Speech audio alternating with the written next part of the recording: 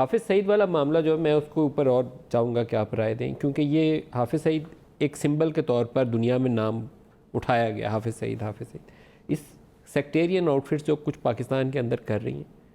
ये हाफिज़ सईद का पाकिस्तान के अंदर किसी दहशतगर्दी में रोल नहीं। वो सेक्टेरियन आउटफिट्स जिनको पाकिस्तान के दोस्त ममालिक से मुख्तलिफ सेक्ट्स के साथ मुंसलिक होने की बुनियाद के ऊपर मदद मिलती है और वो एक दूसरे से लड़ के जत्थाबंद होकर पाकिस्तान के हालात बिगाड़ते हैं, उनके ऊपर हमें आगे बढ़ने की ज़रूरत है, पाकिस्तान को बचाने की ज़रूरत है। नदीम मलिक साहब, मेरे ख्याल से देखें, आप मेरे ज़्यादा जानते वज़ीर आज़म पाकिस्तान को, इमरान खान साहब इसमें दो टॉप पॉलिसी डे वन से रखते हैं, इक़्तिदार में आने से पहले से रखते हैं कि हम ना किसी की जंग लड़ेंगे, नंबर एक, ना हम किसी टेररिज्म का हिस्सा बनेंगे, ना हम किसी टेररिज्म को अलाउ करेंगे, और जो टेररिज्म हो रहा था या पुष्पनाई के तहत हो रहा उसको हम क्रैक डाउन करेंगे। हम बड़े क्लियर हैं उसके अंदर। लेकिन इसका मतलब ये नहीं है कि हम जो लोग फलाई काम कर रहे हैं, जो लोग ठीक काम कर रहे हैं, उनको किसी की फरमाइश के तहत ट्रायल कर लें, ये भी नहीं होगा।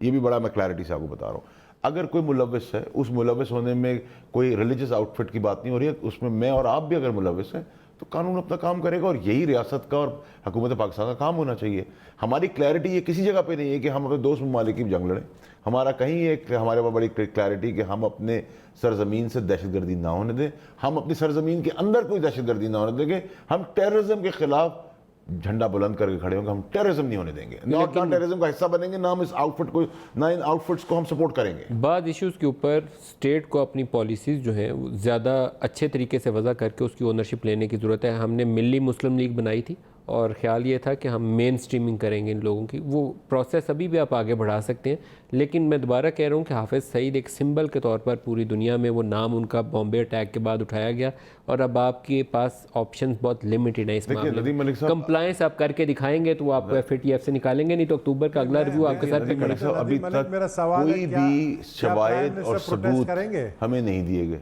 ये तो आपको पता है, जिस टाइम पे हमारा ये जब बीच में हमारी फाइट चल रही थी, वो जब जहाज़ों वहाज़ों का कैसा चल रहा था, उसको डोज़र हमें कब भेजा,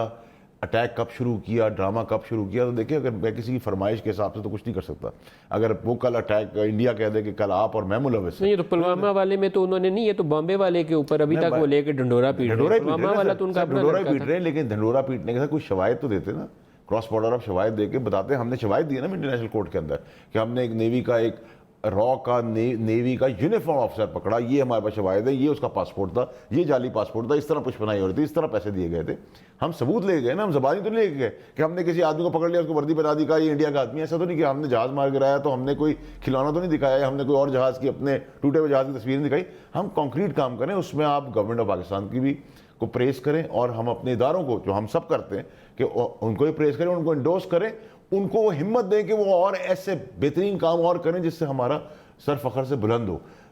लास्ट और इंपॉर्टेंट चीज़ नदीम मलिक साहब, मैं फिर आपको कैटेगोरिकली कह रहा हूँ, टेररिज्म किसी सियासी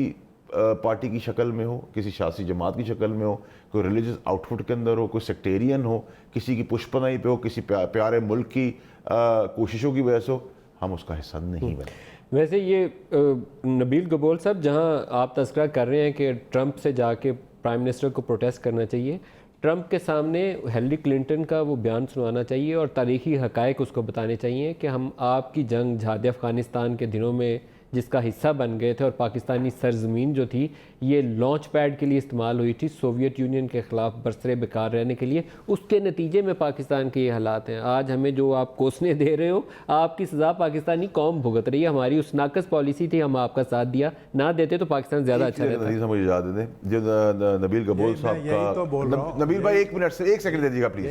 1 सेकंड नबील भाई दे दीजिएगा। नबील साहब का जो कंसर्न था, मैं समझता हूँ कि इंशाल्लाह ये हमारा फेथ भी है जब हम सियासत करते हैं अल्लाह ताला की रहम से, कि इमरान खान साहब जो जा रहे हैं उसमें जो नबील गबूल साहब की ख्वाहिश और सोच है पाकिस्तानी, जो आपकी और मेरी है, हम भी बहुत फोकस्ड होकर इसको देख रहे हैं कि इस बार जो वज़ीर आज़म जा रहा है वो इंटेग्रिटी वाला, प्राइड के साथ जा रहा है, और इसका और उस चीज़ों का और इस ट्वीट का भी जवाब आपको कौम को मिलेगा, कौम फख्र से अपना सर बुलंद करेगी। वैसे इमरान खान गलत ट्वीट भी अक्सर कर देते हैं, कभी यू टर्न की, कभी कोई, लेकिन इस ट्रंप की ट्वीट के जवाब में इमरान को सही वाली ट्वीट एक करनी चाहिए, उसको वो आईना दिखाना चाहिए।